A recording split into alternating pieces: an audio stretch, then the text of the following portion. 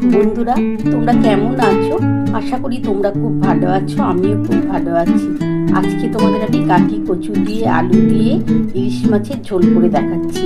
আর এটা কিন্তু দু রকম সর্ষে দেওয়া আছে, সাদা সর্ষে আর কালো সর্ষে, আর কাঁচা লঙ্কা দিয়ে ইলিশ মাছের ঝোল হবে কাঠি কচু দিয়ে আলু দিয়ে।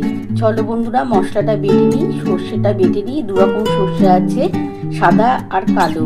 আর কিছু কাঁচা লঙ্কা বেটে দেবো, কিছুটা আমি ওপরে ভাজার টাইমে দেবো। এবার মশলাটা বেটে নিই, তারপর তোমাদের দেখাচ্ছি কিভাবে করছি। বন্ধুরা দেখো, আমি দু রকম সর্ষে নিয়ে নিয়েছি, কালো সর্ষে আর সাদা সর্ষে। আমি কিন্তু সাদা সর্ষের পরিমাণটা একটু বেশি দিয়েছি আর কালোটা একটু কম দিয়েছি। আর এই যে 4টে কাঁচা লঙ্কা আমি এখন বেটে দেবো, আর 4টে কাঁচা লঙ্কা আমি যখন ভাজবো তখন আমি দেবো। চলো মশলাটা বেটে তারপর আমি রান্নাটা শুরু করছি। বন্ধুরা দেখো, আমি কিন্তু ইলিশ মাছের মধ্যে নুন হলুদ মাখিয়ে নিয়েছি। আমি কিন্তু এটা ভাজবো না, আমি এটা কাঁচাই করব। কিন্তু আমি আগে প্রথমে কচু আলুর তরকারিটা করে নেবো, তারপরে আমি মাছটা নামাবার টাইমে দেবো। চলো বন্ধুরা, দেখতে থাকো আমি কিভাবে করছি। আর এই যে দেখো, আমার দু রকম সর্ষে কাঁচা লঙ্কা বাটা হয়ে গেছে। আমি তেল বসিয়ে দিয়েছি। বন্ধুরা দেখো, আমার তেল গরম হয়ে গেছে। এই তেলের মধ্যে আমি একটু কালো জিরে দেবো আর কাঁচা লঙ্কা দেবো। তারপর আমি কচু আলুটা একসাথে দিয়ে দেবো। বন্ধুরা দেখো, আমি কালো জিরে দিয়ে দিলাম। আমার তেল কিন্তু গরম হয়ে গেছে, কালো জিরেটা দিয়ে দিলাম। এরপর আমি কিন্তু আলু দিয়ে দিচ্ছি। আলু আর কাঠি কচুটা কিন্তু আমি একসাথেই ভাজবো।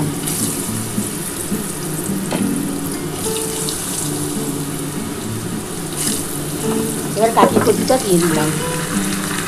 কাঠি কচু দিয়ে এই ইলিশ মাছের ঝোল কিন্তু খুব টেস্ট হয় বন্ধুরা, তোমরা বাড়িতে করে খেও, দারুণ খেতে লাগে কিন্তু। আর আমি কাঁচা লঙ্কাটা দিয়ে দিলাম। আর একটু ভালো করে এটা ভেজে নেব। একটু লাল লাল করে ভাজার পর এর মধ্যে আমি নুন, হলুদ আর একটু কাশ্মীরি লঙ্কার গুঁড়ো দেবো। দেখো, আমার কিন্তু আলু আর কাঠি কচুটা হালকা করে ভাজা হয়ে গেছে। এবার এর মধ্যে আমি 1 চামচ হলুদ দিয়ে দিচ্ছি। আমি অল্প একটু কাশ্মীরি লঙ্কার গুঁড়ো দিচ্ছি, এটা কিন্তু কালার আসার জন্য দিচ্ছি বন্ধুরা। এই যে দেখো, অল্প একটু কালার আসছে তার জন্য দিলাম, নয়তো আমি কাঁচা লঙ্কাই বেটেছি। আর আমি 1.5 চামচের মতো নুন দেবো। ছোটো চামচের 2 চামচের মতো নুন দিয়ে দিলাম।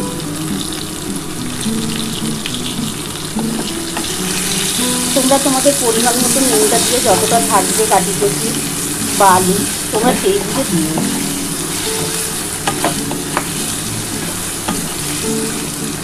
আর অল্প একটু ভাজা ভাজা হয়ে এলে তারপর আমি এই যে সর্ষে বেটে রেখেছিলাম 2 রকম, কাঁচা লঙ্কা দিয়ে ওটা আমি দিয়ে দেবো।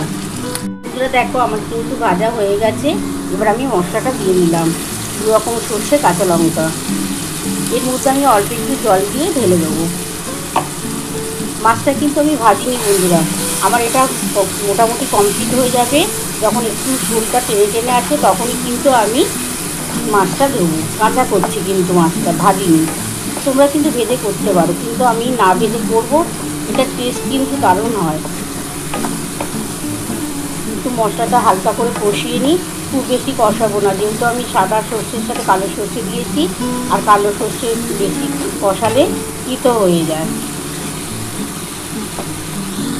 আমি একটু এই যে এর মধ্যে অল্প জল দিয়ে ঢেলে দেবো। বন্ধুরা দেখো, আমি এই যে মশলার জলটা আমি পুরোটা দিয়ে দিলাম।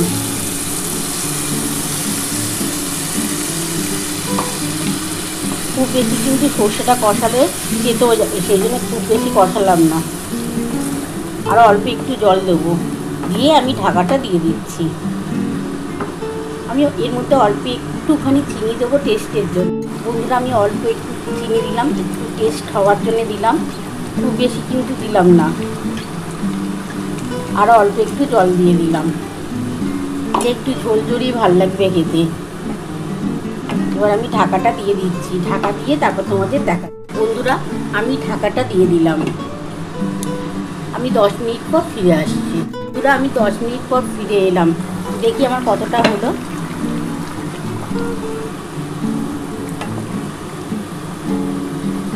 আমি একটুখানি দেখে নিই আলুটা আর কাঠি কচুটা সেদ্ধ হয়েছে কিনা। আলু তো সেদ্ধ হয়ে গেছে, কাঠি কচুটা একটু দেখে নিই বন্ধুরা। বন্ধুরা সেদ্ধ হয়ে গেছে। এবার এই যে কাঁচা মাছটা আমি দেখো নুন হলুদ মাখিয়ে রেখেছি, এবার একটা একটা করে এই ঝোলের মধ্যেই দিয়ে দেবো। গ্যাসটা কিন্তু আমি একটুখানি আস্তে করে দিয়েই দিচ্ছি। এটা কিন্তু ভেজে কিন্তু করলাম না, এটা এইভাবে করলাম, এটা খেতে বেশি টেস্ট হয়।